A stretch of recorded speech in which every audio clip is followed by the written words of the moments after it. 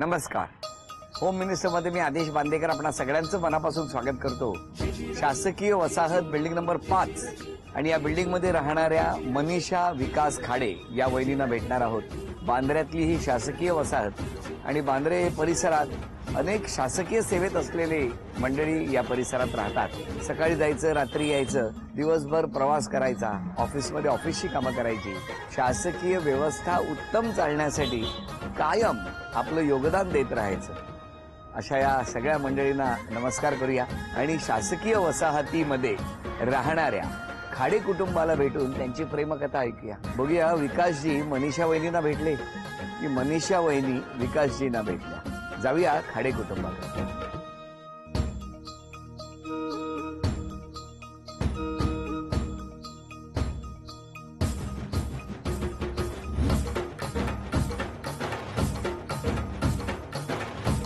नमस्कार.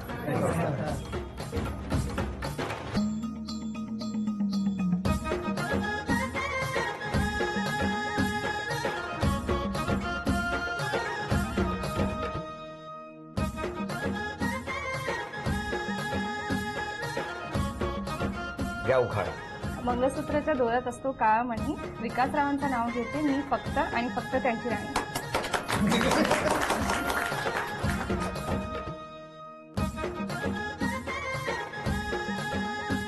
द्या ओळख करून सगळ्यांची. ही माझी सासू. नमस्कार. हे माझे मिस्टर. नमस्कार. हे माझे सासरे. नमस्कार. हे माझे मोठे धीर. नमस्कार. हे माझे वडील. नमस्कार. डॅडी. हे माझी मम्मी. नमस्कार. हा माझा भाऊ. बर. ती माझी बहीण. नमस्कार. ही माझी मोठी जाऊ. नमस्कार. ती सगळ्यात मोठी जाऊ. ते माझे काका. नमस्कार. काका सासरे. ते माझे मोठे धीर. नमस्कार. आणि ती माझी सगळ्यात शेजारी मामी. नमस्कार. नमस्कार. सुरुवात करूया गप्पांना. कुठे बालपण तुमचं? मी ऍक्च्युली माझा जन्म दिल्लीमध्ये झाला आहे आणि मी बॉम्बेमध्ये ब्रॉटअप म्हणजे घरी कोण कोण होतं? घरी मम्मी पप्पा भाऊ बहीण. माहेरचं नाव? पात्रा. मनीषा पात्रा. पात्रा म्हणजे बेंगॉली. मग कुठे होता राहायला तुम्ही? दिल्लीला तर माझं एवढं लक्षात नाही आहे, पण बॉम्बेला अंधेरीला. मुंबईमध्ये? पापा ओएनजीसी मध्ये आहेत आणि मम्मी हाऊसवाईफ आहे. तुमच्याकडे? माझं बालपण इकडचंच आहे आणि इकडेच राहत होतो. इथे गव्हर्नमेंट कॉलनीमध्येच पूर्ण. तुमची शाळा कुठली? महात्मा गांधी. कुठे भेटले तुम्ही? ऍक्च्युली मी सॉफ्टवेअर इंजिनिअरिंग करत होती आणि हा पार्ट टाइम जॉब करत होता. मग मला असं वाटलं की सॉफ्टवेअर इंजिनिअरिंग करता करता म्हणजे पार्ट टाइम मी पण काहीतरी करू. मग मी तिकडे जॉईन झाली आणि तिकडे मग हे मागे लागलेले 3 महिन्यात मला एकदम म्हणजे अजिबात. काय हो, कधी बघितलंय ना पहिल्यांदा? ही अशीच आलेली एकदा ऑफिसमध्ये, म्हणजे मैत्रीण बरोबर आलेली आणि तेव्हा दिसली मला. तर मी बोललो माझ्या मित्राला, बोललो यार मस्त आहे, मला काय तरी करावं लागेल. मला भरपूर मनात बसली. मी बोल हा मला एवढं फिरवलं 3 महिने तिच्या पाठी पाठवलेली. काय सांगता? 3 महिने मला नाही करू. मित्रांचं काय म्हणणं होतं?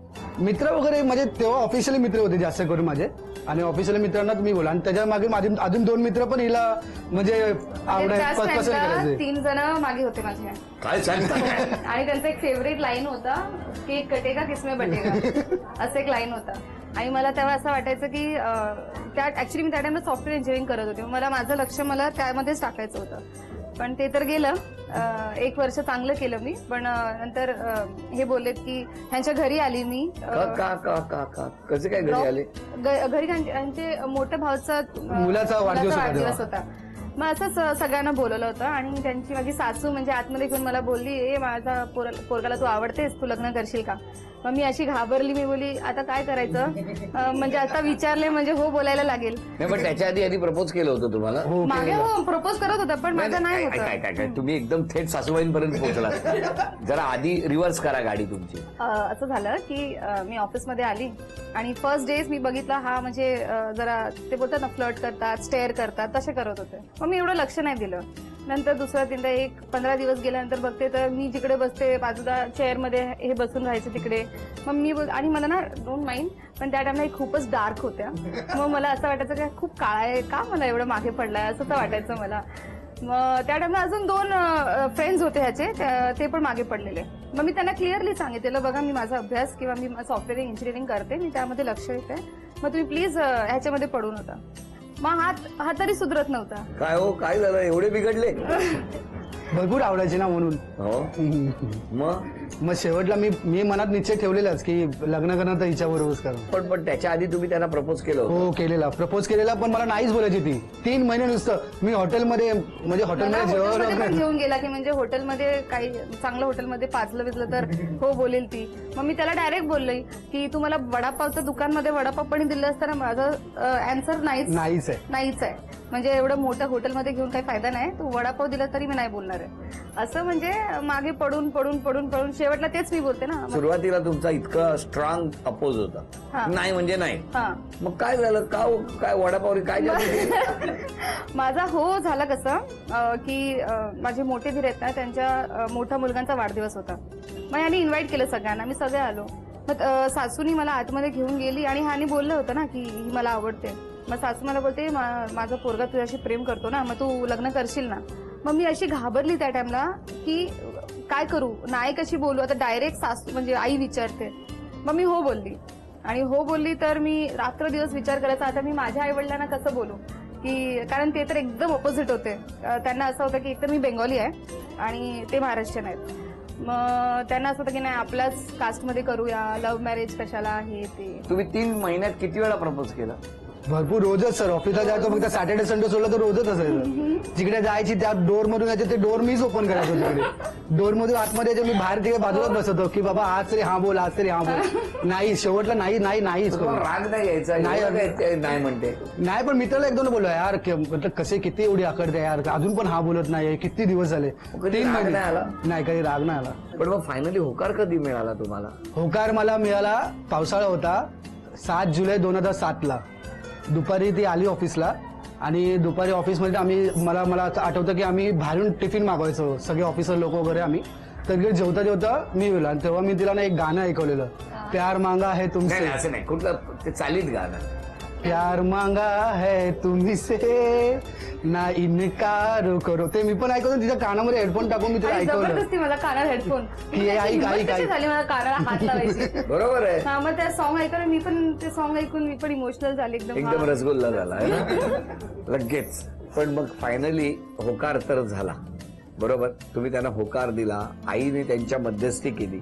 पण तुमच्या घरी कधी कळलं? मी माझ्या कझिन भावाला सांगितलेलं आणि माझी बहीण होती तिला पण सांगितलेलं मी. ते जुलैला आपलं हे झालं. डिसेंबर 31ला ज्या दिवशी आपण न्यू इयर सेलिब्रेट करतो त्या दिवशी माझे 2 भाऊ कझिन होते ना, एकाने आजपर्यंत मला कळलं नाही की कोणी सांगितलं मम्मी पप्पांना, त्यांनी पण मला सांगितलं नाही. मग एकाने सांगितलं आणि मी खाली उभी होती, मला बोलवलं वरती. फक्त मला वाटतं 4-5 महिने झालं असेल आमच्या रिलेशनशिपला. मला तेवढं ओळखायला पण भेटलं नाही त्याला की म्हणजे अजून जरा टाइम पाहिजे. मग तेवढ्यात घरी बोलवलं आणि मला वडिलांनी विचारलं हे मी काय ऐकतोय. मग मी बोलली काय झालं, मला की नाही विकास कोण आहे. मग मी अशी एकदम बॉम्ब फुटायला लागला, आता काय बोलू, कशी बोलू. आणि मी घरातली मोठी मुलगी. मग ती बोलली की बघ जे काय आहे ते आता संपून टाका असे बोलले. मग माझं मनात तेव्हा असं आलं की नाही, हा मला एवढं प्रेम करतो, मी नाही सोडू शकत. आणि नाही बोलणं म्हणजे त्याला कसं वाटेल मी जर अशी बोलली. मग ते तसं त्या टाइमला मी तेवढं कमिटमेंट दिलं की मी हे पुढेपर्यंत घेऊन जाणार, म्हणजे लग्नपर्यंत. तर त्या टाइमला मी मम्मी पप्पांना पण सांगितलं की मी माझ्या अभ्यासमध्ये काही कमी करणार नाही, मी तेवढंच लक्ष कामामध्ये पण करणार आणि देवाच्या दयाने मी चांगलं कामात पण आहे, चांगलं हस्बंड पण आहे, फॅमिली पण चांगली आहे. मग लग्न कसं झालं? लग्नाला होते का तुमचे आई बाबा? हा, सगळे राजी झाले. मी स्वतः विसरलेली की खूप प्रॉब्लेम झालेला, काय झालेला. म्हणजे नंतर एवढं स्मूथ झालं ना की. आणि हे यायचे ना खालून, बिल्डिंगच्या खाली जायचे मला बघायला.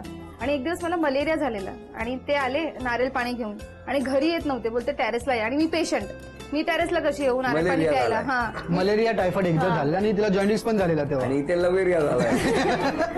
पण मग गेलात तुम्ही टेरेसवर? हो, मी गेली. मी बोलली एवढा आलाय नारळ पाणी घेऊन, मी गेली. आणि मग घरात माहित नाही?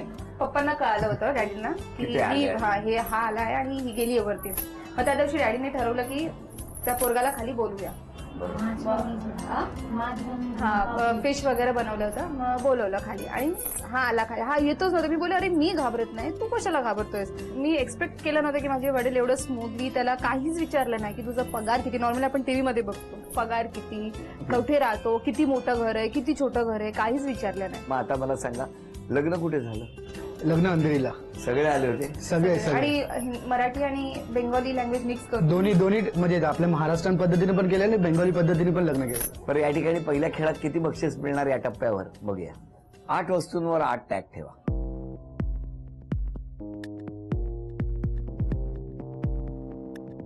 चला बघूया काय होणार या खेळात. वेळ सुरू झाली. द्या. 50 रुपये.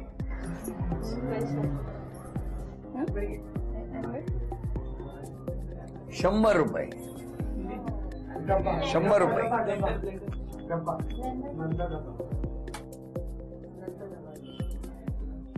2000 रुपये. एकच संधी आहे.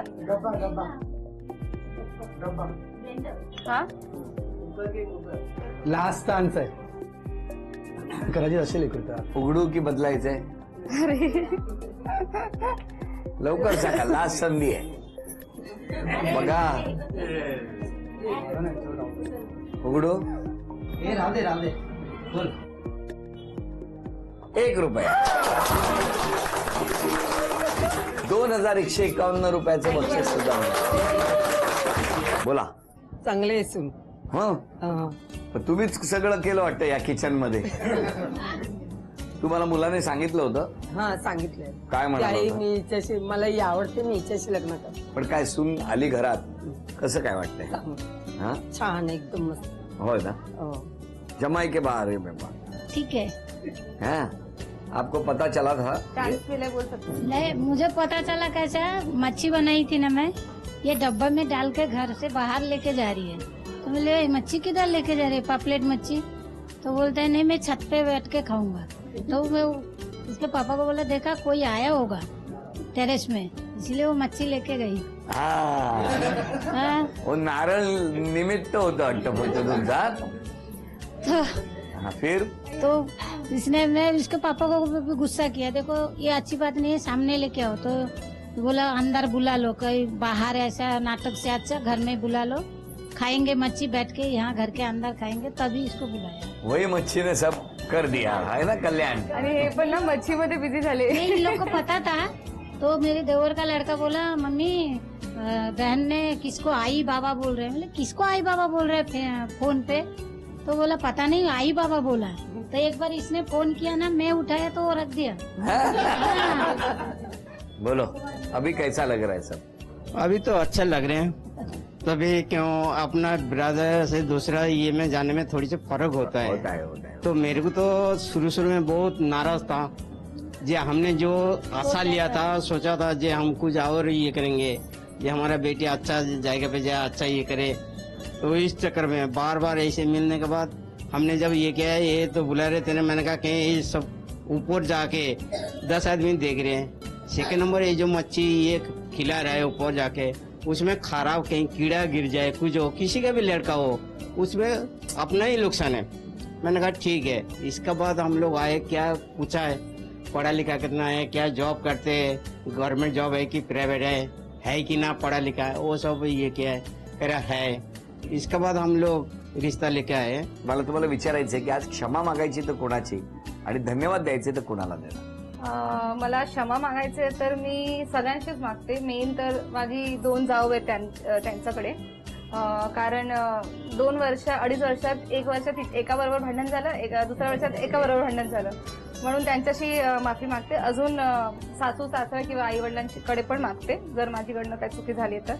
आणि थँक्यू म्हणायचं असेल तर सगळ्यांनाच थँक्यू म्हणते, कारण ते खूपच सपोर्ट करतात. म्हणजे मी महाराष्ट्रीयन नाही तरी असं नाही की तुला असंच करायला पाहिजे, मराठीचं पद्धत असंच म्हणजे परफॉर्म करायला पाहिजे, मग तसं खूप सपोर्ट करतात. त्यासाठी मी सगळ्यांना थँक्यू.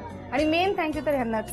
काही बोलतच नाही ना, शांत बसतात. मी जेवढं सगळं करायचं मी करून घेते. तुम्ही?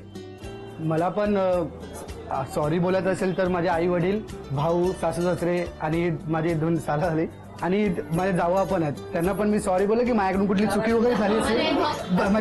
माझ्या वहिनीचं सॉरी. म्हटलं काय हे बदललं की काय सगळं? त्यांच्यावर पण माझी भांडणं भरपूर झाली आहेत. मी पण त्यांना उलट सुलट कधी बोललं असेल तर मला सॉरी बोलतोय, माफ करा. लहान आहे म्हणून तू माफ करू शकता. आणि धन्यवाद. सासू सासरे, माझे हे दोघं, माझे आजूबाजूवाले मंडळी आणि माझे मित्रमंडळी, त्यांना सगळ्यांना, कारण की सगळे सपोर्टिव्ह आहेत. मी नसलो वगैरे तर हिला पण भरपूर सपोर्ट करून घेतात. माझे आई वडील सगळे वगैरे चांगले म्हणजे आम्हाला सांभाळून घेणारे आहेत सगळे. पण आता तुमची धावपळ बघायची आहे. वेळ 2 मिनिटाची. आणि अक्षर आहे, नारळ घेऊन आले होते ना ते नारळ नारळ नारळ नारळ नारळ. अरे किचन खाली नारळ जल्दी. हात हात 2. निरंजन निरंजन. अरे इथे टाइम बसता हा निरंजन. नेल पॉलिश मागे मागे नेल पॉलिश. विकी विकी तो मिक्सरचा वरती स्टँड आहे बघ. नेल कटर लवकर विकी. 40 सेकंद झाली. नळ आहे तिकडे. कुठे नळ आहे? फ्रीजचा वर नळ आहे बघ गुलाबी पिंक कलरचा नळ आहे बघ. नळ निरंजन घेतलं. टिश्यू पेपर नॅपकिन 1 लवकर. मिनिट पूर्ण झालं. कुठे गेला? किधर गए? नमक नमक नमक. टिश्यू पेपर नॅपकिन आहे बघ वरती. Tissue paper. हा टिश्यू पेपर बघ लवकर. 30 सेकंद राहिली. लवकर नेलकट आणलं. Newspaper newspaper Vicky newspaper. Newspaper दे ना न्यूजपेपर. 20 सेकंद राहिली. Necklace necklace 10. नेकलेस काढू. 9 10 8 एक 7 6 नोटबुक पाच. नोटबुक नोटबुक वरती बुक चार. बघ ना ड्रॉवर वरती. 3 विथ नीचे. दोन. विकी नीचा नोटबुक. वेळ संपली. सांगा. मीठ, नमक, 1 न्यूजपेपर, 2 नेल पॉलिश, 3 नारळ, 4 नॅपकिन, 5 निरंजन 6 आणि नेलकटर 7 आणि नेकलेस, नथ 9 आणि नोटबुक. 10. 5 वस्तू आणल्या म्हणून झी मराठीकडून पहिली भेटवस्तू मिळाली. अभिनंदन. 7 वस्तू आणल्या म्हणून दुसरी भेटवस्तू मिळाली झी मराठीकडून. तुमच्या 3 अपेक्षा सांगा मिस्टरांना. त्यांनी मला टाइम द्यायचं वेळ द्यायचं. थांबा. मान्य आहे. हो. दुसरी अपेक्षा. दुसरी अपेक्षा आहे की त्यांनी अल्कोहोल जरा कमी कंझ्युम करायचं. हो, हे फार महत्वाचं आहे. येस. कमिट करा. कधीपासून? हो आता कमीच आहे. काही ना मी जास्त नाही करत आता. पण तेही नको कमी व्हावं हो, अशी कमी इच्छा आहे. कधीपासून? उद्यापासून.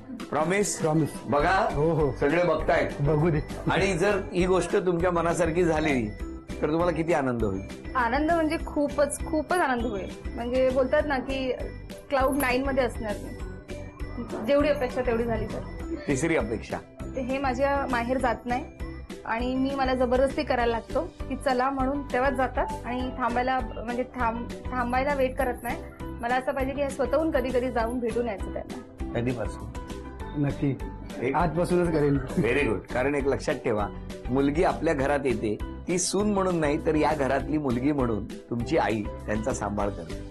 पण त्याचबरोबर त्या मुलीचे आई बाबा हे नकळत आपले आई बाबा होतात आणि मग त्यांच्यासाठी जावई आणि मुलगा बनणं हे जास्त महत्वाचं असतं. कधीपासून?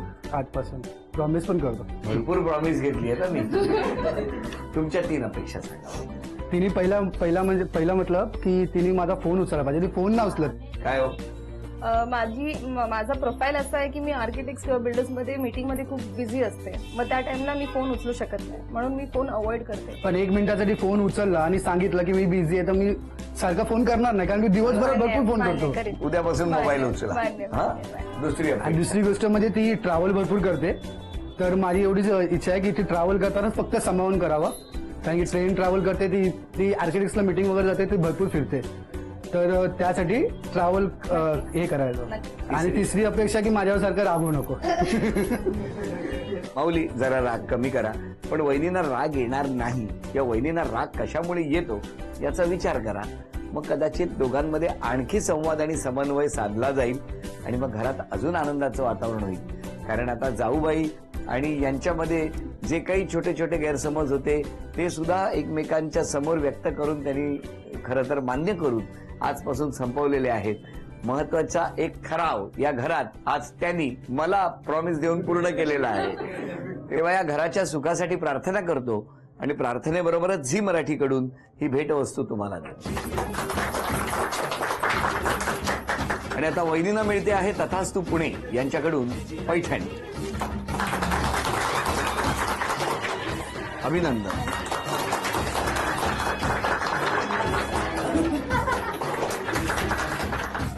आज बऱ्याच ठरावांबरोबर आजचा हा भाग इथे संपला. आजचा हा भाग संपलेला असला तरी सुखाचा हा प्रवास उत्तरोत्तर वाढत राहणार आहे. त्यासाठी शुभेच्छा देऊया आणि या शुभेच्छांबरोबरच आजचा भाग इथे संपवून पुन्हा भेटूया अशीच एक पैठणी घेऊन होम मिनिस्टरच्याच पुढच्या भागात. नमस्कार.